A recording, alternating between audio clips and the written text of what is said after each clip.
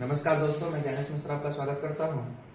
हम लोग number system पढ़ रहे थे, उसमें प्राकृतिक संख्या हो चुका था, प्राकृतिक संख्या के वर्गों का योग, घनों का योग, ये सब हो चुका था। ठीक है, आज हम लोग अगला क्लास पढ़ने जा रहे हैं। इकाई का अंक ज्ञात करना है। नॉर्मल नंबर दिया रहेगा, उसका इकाई का अंक ज्ञात करने के लिए। इसके अलावा घातांक एक्सपोनेंट अगर दिया हो तो उसका इकाई का अंक ज्ञात करना। कैसे ज्ञात करते हैं उसका बहुत सिंपल सा नियम है, उसके हिसाब से हम लोग हल करना भी सीख लेंगे। 2 सेकेंड में क्वेश्चन सॉल्व हो जाता है। सबसे पहले हम लोग इसका नियम थोड़ा समझ लेते हैं, इसके बाद क्वेश्चन को हल किया जाएगा। वो भी क्वेश्चन वो सॉल्व होगा जो प्रीवियस ईयर में आया होगा। ठीक है, तो आज स्टार्ट करते हैं। आराम से देखते हुए चलिएगा, बहुत सिंपल सा है। पहले कुछ बेसिक क्वेश्चन ले लेते हैं।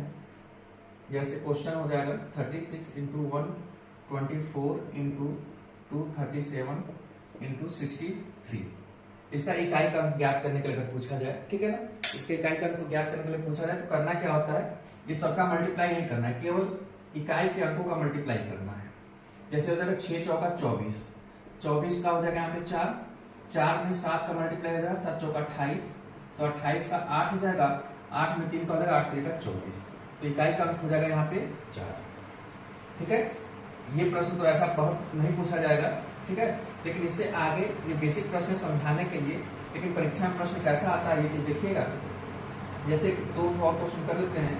जैसे 51 इंटू 52 इंटू 53 इंटू 54 इंटू 55, अगर ये प्रश्न दिया हो तो करना क्या होता है, या इस तरीके से करके और भी आगे तक अगर दिया हो, ठीक है ना, और आगे तक अगर दिया हो 59 इंटू, ठीक है, 59 तक मान लीजिए दिया हुआ है, तो अब यहाँ पे इसमें मल्टीप्लाई करने में क्या होगा, टाइम ज्यादा लगेगा।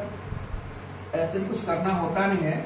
अगर कहीं भी दिखाई दे कि कोई एक नंबर दिया हुआ है 5, यूनिट डिजिट, किसी एक नंबर का यूनिट डिजिट यानी इकाई का 5 है, और कहीं पे एक नंबर कोई इवन हो, ठीक है ना, सम संख्या हो, तो निश्चित है ये पूरे ये गुणनफल का, ठीक है ना, जो नंबर दिया है गुणनखंड का जो मल्टीप्लाई होगा उसका इकाई का जो होगा वो 0 होगा। ठीक है, 5 में 2 का गुणा कर देंगे 10, 10 का इकाई का 0 हो जाएगा। ठीक है, 5 चौका 20, 20 में इकाई का 0 हो जाएगा। फिर 0 में चाहे जितने बार आप गुणा करें उसका आंसर क्या आ जाएगा, 0 हो जाएगा। ठीक है, तो ध्यान समझे रहिएगा। जैसे इसमें कहा जा सकता है कि अगर किसी संख्या का गुणन का कोई पंक्ति दिया हुआ है, उसमें कोई अगर एक संख्या का इकाई का 5 है और कोई एक संख्या सम हो, तो पूरे पंक्ति के गुणनफल का इकाई का अंक 0 होगा। ठीक है, इस तरीके से एक और देख सकते हैं 87 into 270 into 57 into 431 into 584 into 368, इस तरीके से कोई नंबर दिया। ठीक है, इकाई का अंक पूछा जाए तो यहाँ पे अगर देख लीजिए किसी भी एक नंबर में अगर इकाई का अंक 0 है तो पूरे पंक्ति के गुणनफल का इकाई का अंक जो होगा वो 0 ही होगा। ठीक है, गुणा का कोई पंक्ति दिया हुआ है और अगर कोई एक नंबर, कोई संख्या में इकाई का अंक 0 है और इकाई का अंक पूछा जा रहा है, तो 0 को चाहे आप जितने बार मल्टीप्लाई करिए वो सबका वैल्यू क्या होगा, 0 होगा। ये सब बहुत कम चांस होते हैं, क्योंकि शुरुआत का, इसलिए बेसिक के तौर पर ये मैं ये सब क्वेश्चन आपको बता दिया। ठीक है, इंपॉर्टेंट जो होता है घातांक के इकाई का अंक के बारे में होता है। ठीक है, हम लोग वहां से स्टार्ट करते हैं। अब आगे बहुत इंपॉर्टेंट है, ध्यान से समझिएगा। 2-3 नियम है, बहुत बेसिक सा, 2-3 नियम बहुत बेसिक सा है, उसको आप जैसे देख लेंगे, थोड़ा सा ध्यान सुन लेंगे, आपको ऑटोमेटिक याद हो जाएगा। ठीक है, सबसे पहले घातांकों के इकाई के अंक में देख लेते हैं। घातांकों के इकाई का अंक सबसे पहले समझ लेते हैं। घातांक मतलब एक्सपोनेंट होता है, ठीक है ना, एक्सपोनेंट क्या होता है, पहले बेसिक शब्द को समझ लीजिएगा। जैसे अगर मान लीजिए 3 के पावर 7 लिखा होगा, क्योंकि नियम में शब्द मालूम होगा तभी नियम इसको आप समझ सकते हैं। यहाँ पे जैसे कोई भी नंबर दिया हुआ है तो ये 3 जो होगा इसको बोला जाता है आधार, आधार बोला जाता है बेस। ठीक है ना, क्योंकि नियम में शब्द नहीं मालूम होगा तो आप इसको समझ नहीं पाएंगे, इसलिए शब्दों के बारे में जानकारी होना जरूरी है। जो ऊपर लगा होता है उसे बोला जाता है घात, ठीक है ना, घात बोला जाता है पावर, और ये पूरे को बोला जाता है, इस तरीके के नंबर को बोला जाता है घातांक, एक्सपोनेंट। ठीक है, ये पूरे को घातांक बोला जाता है। अगर इस नंबर को इसके इकाई को ज्ञात करना होता है तो कैसे इसको ज्ञात कर सकते हैं, ठीक है ना, समझ में आया बात। इस तरीके से जब भी कोई भी नंबर के साथ, जैसे मान लीजिए 23 के पावर में है 100, तो इसको बोला जाता है आधार बोला जाता है, बेस, इसको बोला जाता है घात बोला जाता है, पावर बोला जाता है इसको, और इसको पूरे को जब बोला जाता है तो घातांक बोला जाता है, ठीक है। अब नियम जो है, नियम की तरफ आगे बढ़ते हैं और इसके बाद धीरे धीरे क्वेश्चन को भी हम लोग देखते चलते हैं। पहले नियम को देख लेते हैं, फिर इसका प्रीवियस ईयर में आए हुए जो क्वेश्चन है उसको देख के सॉल्व किया जाएगा। बहुत सिंपल है, बहुत अच्छे समझ में आ जाएगा। नियम मैं बार बार रिपीट कर दूंगा तो इससे आपको नियम ही ध्यान में हो जाएगा, आपको बहुत कुछ याद करने की जरूरत नहीं पड़ेगा, ठीक है। तो पहले नियम की तरफ पढ़ते हैं। देखिए, इस पे तीन प्रकार के मेन नियम होते हैं, ठीक है। तो पहला नियम है,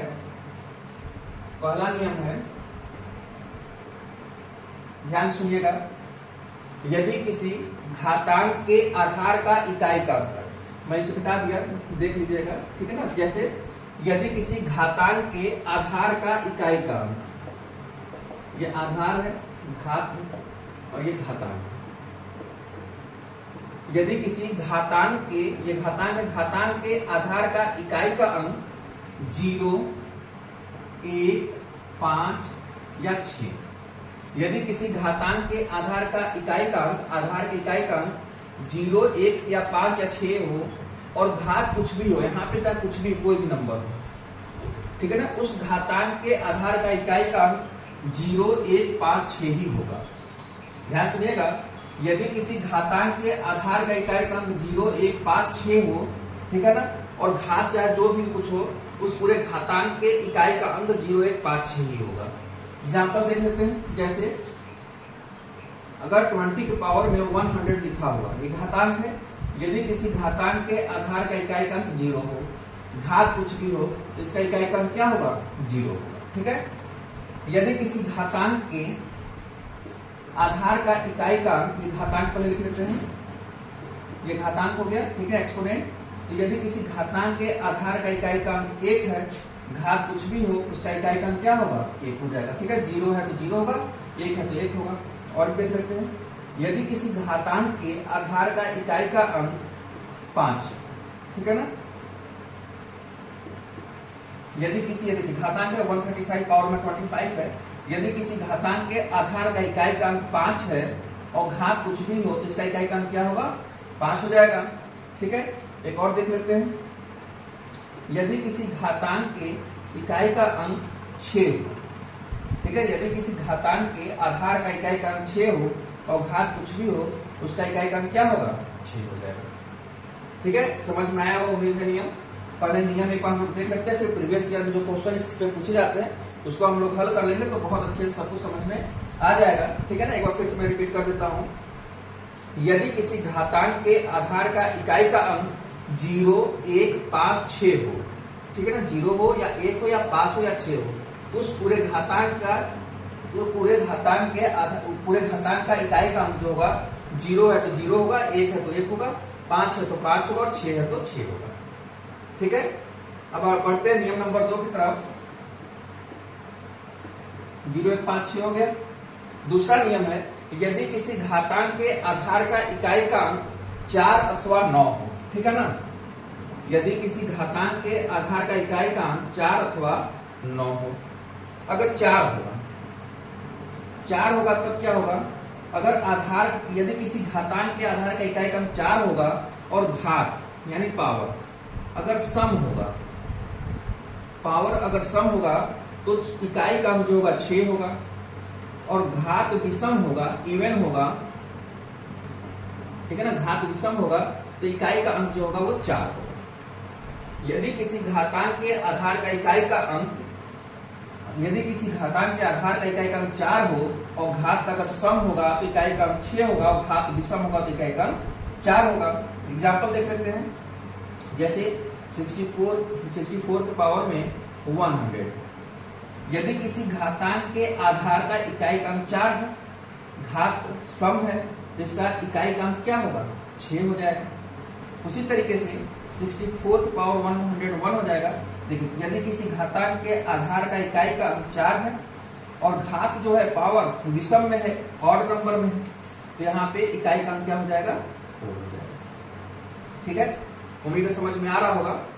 आगे बढ़ते हैं, 9 का एक देख लेते हैं, 9 में इसी तरीके से हो जाएगा। देखिए इसको याद करना भी कोई कठिन नहीं है, जैसे 4 है तो 6, जैसे कंफ्यूजन होता है तो कैसे इसको ध्यान में रख सकते हैं, 4 का अगर स्क्वायर करें, 4 का अगर स्क्वायर करेंगे, जैसे यहाँ पे देख लीजिए अगर 4 का स्क्वायर करते हैं सीधे सीधे तो 16 होता है, और 4 के पावर 1 कर दिए, ये देखिए इवन नंबर है, ऑड नंबर है, सम संख्या है, सम संख्या तो इकाई का अंक क्या होगा, 6 होगा, और विषम संख्या है यानी क्या होगा, 4 होगा। ठीक है ना, घात सम है तो 6 होगा, और घात विषम है तो 4 होगा। ठीक है, उसी तरीके से 9 वाले को देख लेते हैं। यदि किसी घातांक के आधार का इकाई का अंक 9 है और घात सम होगा, अगर घात सम दिया हुआ है तो इकाई का अंक जो होगा वो 1 हो जाएगा, और घात विषम अगर होगा, घात विषम दिया होगा तो इकाई का अंक क्या हो जाएगा, 9 हो जाएगा। यदि किसी घातांक के आधार का इकाई का अंक 9 है और घात सम है तो इकाई का अंक 1 होगा, और विषम है तो 9 होगा। ठीक है, एग्जाम्पल देख लेते हैं। जैसे 39 पावर में 50 कर लिया जाए तो देखिए ये घातांक है पूरा, ठीक है, ये घातांक है, घातांक के आधार का इकाई का अंक 9 है, घात सम है तो इसका इकाई का अंक कितना हो जाएगा, 1 हो जाएगा। उसी तरीके से 39 पावर में 39 कर लेते हैं, यह भी एक घातांक है, आधार का इकाई का अंक 9 है, घात विषम है तो ये क्या हो जाएगा, इसका इकाई का अंक 9 हो जाएगा। याद करना उसी तरीके से सिंपल है, अगर 9 का स्क्वायर कर दें तो 81 होता है 81, तो अगर सम है तो 1 हो जाएगा, और 9 के पावर 1 कर दें तो ये भी सम है यानी 9 ही हो जाएगा। ठीक है, अभी हम लोग नियम देख रहे हैं, अभी इस पे क्वेश्चन कैसे बनता है ये हम लोग अभी थोड़ी देर में आगे देखेंगे, और नियम भी बार बार रिपीट करते चलेंगे तो फिर क्या होगा, नियम भी याद हो जाएगा। तो उम्मीद है समझ में आ रहा होगा। ठीक है ना, देखिए 0 1 5 6 4 और 9 हो गया। अब एक तीसरे नियम की तरफ बढ़ते हैं, फिर से रिपीट कर देता हूं। पहला नियम, यदि किसी घातांक के आधार का इकाई का अंक 0 1 5 6 है, यदि किसी घातांक के आधार का इकाई का अंक 0 1 5 6 है तो उस पूरे घातांक का इकाई का अंक 0 का 0 होगा, 1 का 1 होगा, 5 का 5 होगा, 6 का 6 हो जाएगा।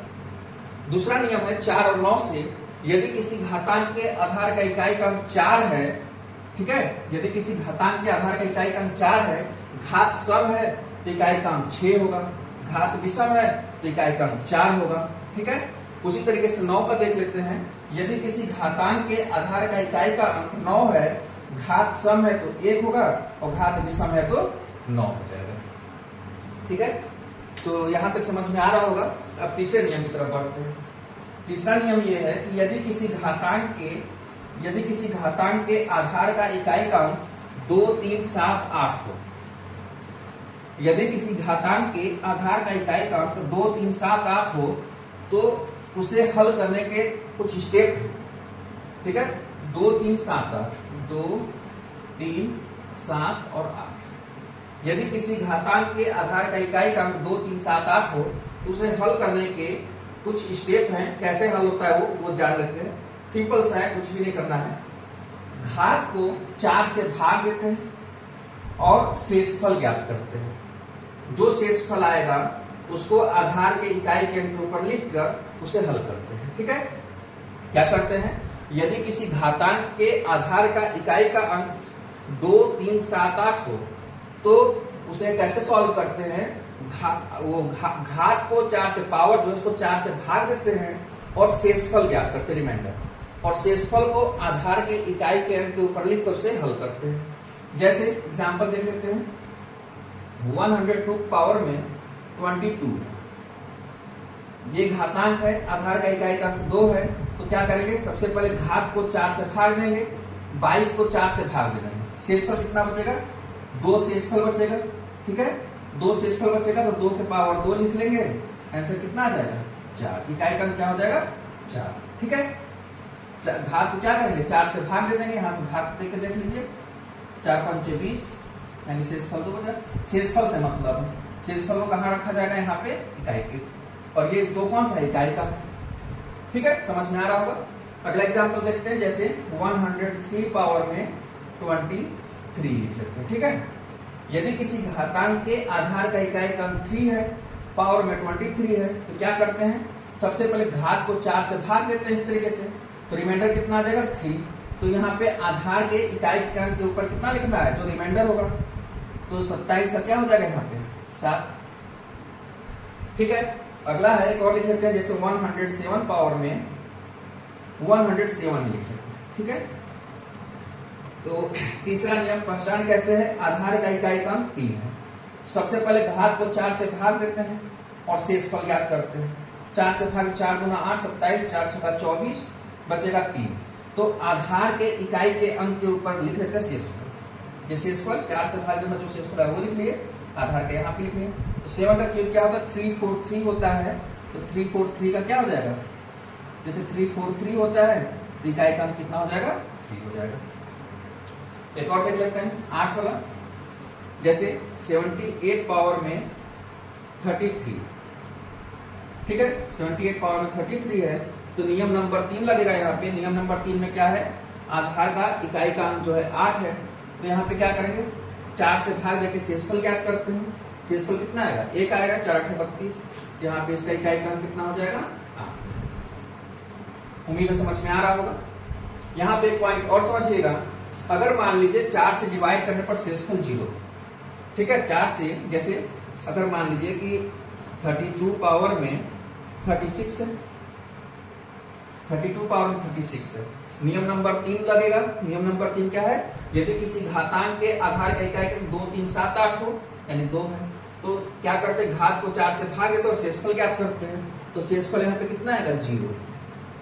अब शेषफल 0 आ गया, तो बहुत सारे बच्चे सोचेंगे कि 2 के पावर 0, तो 2 का पावर 0 का वैल्यू 1 होता है, तो हो जाएगा, ये पूरे का वैल्यू 1 होता है, ये केवल इकाई का अंक लिखा गया, इसका मतलब है कि इसके पहले कुछ ना कुछ डिजिट और है, तो यहाँ पे 1 होगा नहीं।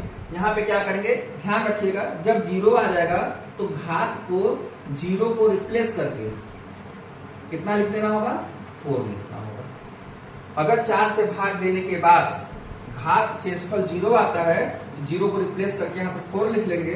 4 लिख लेंगे तो 2 के पावर 4 का वैल्यू होता है 16 का हो जाएगा 6। ये थोड़ा सा ध्यान देना है, अगर 4 से भाग देते हैं और शेषफल 0 होता है, तो शेषफल 0 के स्थान पर 4 लिख के इसको हल करते हैं।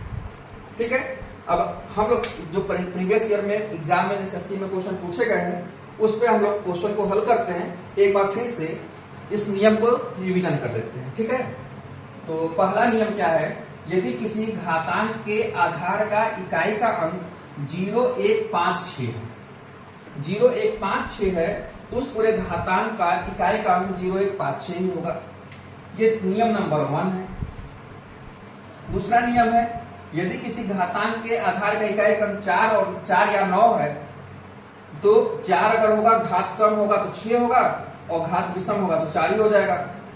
9 है, घात सम है तो 1 होगा, और विषम है तो 9 हो जाएगा। और तीसरा नियम क्या था, यदि किसी घातांक के आधार का इकाई का अंक 2 3 7 8 है, ठीक है, तो घात को 4 से भाग देते हैं और शेषफल ज्ञात करते हैं। शेषफल को आधार के ऊपर लिख के, आधार के इकाई के अंक के ऊपर लिख के उसे हल करते हैं, जो वैल्यू आएगा वही उसका आंसर हो जाएगा। और अगर पूरा कट जाए तो उसके जगह पे क्या लिखना है, 4 लिखना होता है। ठीक है, तो यहाँ पे ये तीनों सिंपल सा नियम था, इसी के आधार पर क्वेश्चन है। और एक विशेषता इसके बारे में और बता दें, किसी भी संख्या के वर्ग करने पर उस संख्या का इकाई का अंक 2 3 7 8 नहीं होता है। ठीक है, किसी भी संख्या का वर्ग करने पर उसका इकाई का अंक 2 3 7 8 नहीं होता है। इसके बारे में पूरा डिटेल मैं दूसरे वीडियो में बताऊंगा। ठीक है, वो अलग टॉपिक है। फिलहाल एक लाइन में इसको समझ लीजिएगा, किसी भी संख्या का वर्ग करने पर इकाई का अंक 2 3 7 8 नहीं होता है। ठीक है, अब इस पे अब हम लोग आगे बढ़ते हैं। प्रीवियस ईयर में आए हुए क्वेश्चन जो घातांक पर है, या ऐसे किस तरीके से क्वेश्चन इकाई के अंक पर पूछा जाता है, उसको हल करते चलते हैं। पहला प्रश्न दिया हुआ है, एसएससी में आया हुआ है। ठीक है, पहले कुछ नंबर डायरेक्ट ऐसे क्वेश्चन को हल कर लेते हैं, फिर घातांक वाले क्वेश्चन को हल करेंगे। तो पहला क्वेश्चन है 178 into 593 plus 157 का इकाई का अंक ज्ञात कीजिए। ठीक है ना, ये दिया हुआ है, का इकाई का अंक ज्ञात कीजिए। तो बोर्ड मास के नियम से पहले क्या होगा, पहले मल्टीप्लाई होगा फिर जुड़ेगा। ठीक है ना, तो यहाँ पे क्या हो जाएगा, 8 का 3 में गुणा हो जाएगा, 8 3 का 24 का कितना हो गया, 4 हो गया, और 4 में 7 जुड़ जाएगा तो कितना हो जाएगा, 7 4 11, 11 का क्या होगा 1। पहले क्वेश्चन का आंसर क्या हो जाएगा 1 हो जाएगा। ठीक है, ये एमटीएस में आया हुआ क्वेश्चन था। ठीक है, तो ये हो जाएगा पहले क्वेश्चन का आंसर। इसमें इसका गुणा हो गया 8 3 का 24 का 4 और जुड़ जाएगा 4 में 7 जुड़ेगा तो 1 हो जाएगा। अगला क्वेश्चन है दूसरा क्वेश्चन, लिखा है 729 इंटू 562 प्लस 155 का इकाई का अंक क्या होगा। इकाई का अंक पूछा जा रहा है, तो यहाँ पे 9 दूनी 18 हो जाएगा, 18 का 8 और 8 5 कितना हो जाएगा 13। 13 का आंसर क्या हो जाएगा यहाँ पे 3 हो जाएगा। सिंपल सिंपल क्वेश्चन होता है, बहुत कठिन है नहीं। ठीक है, अगले क्वेश्चन की तरफ पढ़ते हैं। क्वेश्चन नंबर 3 है। क्वेश्चन नंबर 3 कहा जा रहा है निम्नलिखित में से कौन सा पूर्ण वर्ग का इकाई का अंक नहीं हो सकता। यही जो अभी मैंने एक नोट करके बताया हुआ था वही था, निम्नलिखित में से कौन सा पूर्ण वर्ग का इकाई का अंक नहीं हो सकता, मतलब किसी संख्या का वर्ग का इकाई का अंक नहीं हो सकता। तो अभी मैंने क्या बताया था, किसी भी संख्या का कोई भी संख्या का अगर वर्ग किया जाएगा तो उसका इकाई का अंक 2 3 7 8 नहीं होगा। आप चेक कर लीजिएगा और इसके बारे में डिटेल में दूसरे वीडियो में बताऊंगा। ठीक है ना, फिलहाल इसका आंसर कितना हो जाएगा, ऑप्शन में जो दिया हुआ है 4689 ये ऑप्शन में दिया हुआ है। ठीक है, तो ऑप्शन में दिया है यानी 8 हो जाएगा। यहाँ पे 8 जो होगा वो किसी भी संख्या के वर्ग का इकाई का अंक नहीं होगा। ठीक है, अगले चलिए चौथे क्वेश्चन की तरफ पढ़ते हैं। चौथा क्वेश्चन क्या है, क्वेश्चन दिया हुआ है 49237 इंटू 3995 इंटू 3738 इंटू 83 इंटू। ठीक है, इतना लंबा नंबर दिया हुआ है, कुछ भी नहीं करना, आप इकाई के अंक से भी इसको मालूम कर सकते हैं। लेकिन अभी एक मैं नियम बताया हुआ था उससे भी ध्यान अगर है तो कर सकते हैं। अगर कोई संख्या का इकाई का अंक 5 है और एक संख्या सम है तो उसका इकाई का अंक क्या होगा 0 हो जाएगा। ठीक है, आप ऐसे भी देख सकते हैं 7 5 35 का 5 हो जाएगा, 5 8 40 का 0 हो जाएगा, जैसे 40 हो जाएगा। 0 क्या 0 में 3 का किया जाएगा 0 हो जाएगा, 0 का 0 हो जाएगा। ठीक है, या फिर कोई एक संख्या सम है और एक संख्या का इकाई का 5 है तो उसका पूरा का मान क्या हो जाएगा 0 हो जाएगा। ठीक है, अगले क्वेश्चन की तरफ पढ़ते हैं। अगला क्वेश्चन है यदि 159 में पांचवा क्वेश्चन है 159 यदि 159 को पहले 367 से और उसके बाद 482 से गुणा किया जाए तो इकाई के स्थान पर अंतिम गुणनफल में कौन सा अंक आएगा। घुमा फिरा के लैंग्वेज में दिया होता है, सबका मतलब एक ही है। सबसे पहले कहा जाए 159 में 367 का गुणा किया जाए, इसके बाद 482 का गुणा किया जाए तो इकाई का अंक क्या होगा। तो 9 63 का 3 हो गया, 3 दूनी 6 का 6 हो जाएगा, तो इकाई का अंक क्या हो जाएगा 6 हो जाएगा। ठीक है, आगे बढ़ते हैं। क्वेश्चन नंबर अगला क्वेश्चन देखते हैं क्या होगा। अब घातांक वाला प्रश्न दिया हुआ है, जैसे अगला प्रश्न है 1001 पावर में 2008 प्लस 1002 का अंतिम अंक कौन सा है। ठीक है ना, देखने में थोड़ा सा अटपटा सा दिख रहा होगा, होता बहुत सिंपल है।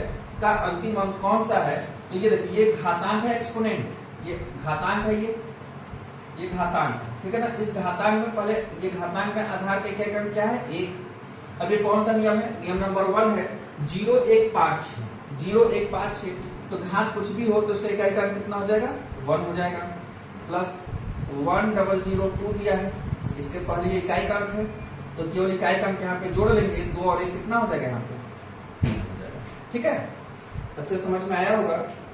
अगला क्वेश्चन है 194 पावर में है 102 प्लस 294 पावर में हो जाएगा 130 में यूनिट स्थान अंक खोजे। देखिए अलग अलग सेंटेंस में प्रश्न हो सकता है, सबका मतलब एक है। में यूनिट स्थान खोजे, यूनिट स्थान का मतलब हो गया कि इकाई का अंक खोजना है। ये देखिए नियम नंबर 2 है, आधार का इकाई का अंक 4 है, घात सम है तो इकाई का अंक क्या हो जाएगा यहाँ पे 6 हो जाएगा। आधार का इकाई का अंक 4 है, घात सम विषम है, ऑड है तो इकाई का अंक क्या हो जाएगा 4 हो जाएगा।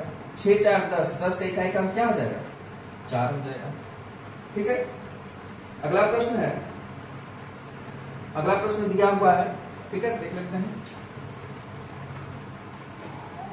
अगला प्रश्न भी एक्सपोनेंट का ही है, लिखा हुआ है गुणनफल 2467 पावर में 153 इंटू 341 पावर में दिया 72 में यूनिट अंक क्या होगा। यूनिट अंक यानी इकाई अंक पूछा जा रहा है। तो ये देखिए यहाँ पे ये घातांक में आधार का इकाई का अंक है 7। 7 का मतलब नियम नंबर 3। नियम नंबर 3 क्या है, घात को 4 से भाग देते और शेषफल ज्ञात करते हैं। तो जाए 4 3 12, 3 3 33, 4 8 32, बचेगा शेषफल 1। तो 7 के पावर 1 लिख लिया जाएगा। यहाँ पे नियम नंबर 1 है। नियम नंबर 1 में जो आधार का इकाई का अंक है वही होगा, यानी 1 हो जाएगा। तो 7 इंटू 1 मिला के कितना हो गया, 7। इसका इकाई का अंक हो जाएगा 7 हो जाएगा। ठीक है, अगला क्वेश्चन है, लास्ट क्वेश्चन है, कहा जाए संख्या 22 पावर में है 23, इकाई का अंक पूछा जा रहा है। तो नियम नंबर 3 ही है, अगर आधार का इकाई का अंक 2 है तो घात को क्या करते हैं, 4 से भाग देते हैं और शेषफल ज्ञात करते हैं। तो 4 से भाग देंगे तो कितना हो जाएगा, 2 के पावर 3 हो जाएगा, 3 रिमाइंडर बचेगा। तो 2 के पावर 3 का वैल्यू कितना हो जाएगा, 8 हो जाएगा। ठीक है, इसी तरीके से ये सारे क्वेश्चन जो भी कराया गया है वो सभी क्वेश्चन प्रीवियस ईयर के प्रश्न में पूछा गया है। आप इसको ध्यान से नियम को समझे रहिए, थोड़ा नियम ध्यान समझे रहेंगे तो कहीं से प्रॉब्लम होगा नहीं। मैं फिर से एक बार नियम को रिपीट कर देता हूँ। पहला नियम है, किसी घातांक के आधार का इकाई का अंक 0156 है, 0156 तो जो जैसे है वैसे हो जाएगा। 4 9 अगर दिया हुआ है तो घात सम है तो 4 का स्क्वायर 16 यानी 6 और 1 कर लेंगे तो 4 एकम 4। घात सम है तो 6 होगा, विषम है तो 4 होगा। 9 में उसी तरीके से घात सम है तो 1 हो जाएगा, विषम है तो 9 ही रहेगा। अगर 2 3 7 8 में अगर कुछ होता है तो घात को 4 से भाग देते और शेषफल ज्ञात करते हैं। इसके अलावा अगर शेषफल 0 होता है तो घात के स्थान पर 0 के स्थान पर 4 लिख कर उसको सॉल्व कर देते हैं। ठीक है, तो ऐसे ही क्वेश्चन होगा, इससे बाहर क्वेश्चन नहीं जाता है। आप ध्यान से इतना अगर देखे हुए हैं तो परीक्षा में निश्चित रूप से अगर इससे प्रश्न बनेगा तो आप इसको सॉल्व कर सकते हैं। अगर वीडियो अच्छा लगा होगा तो लाइक करिएगा, कमेंट करिएगा और शेयर करिएगा दोस्तों। Thank you.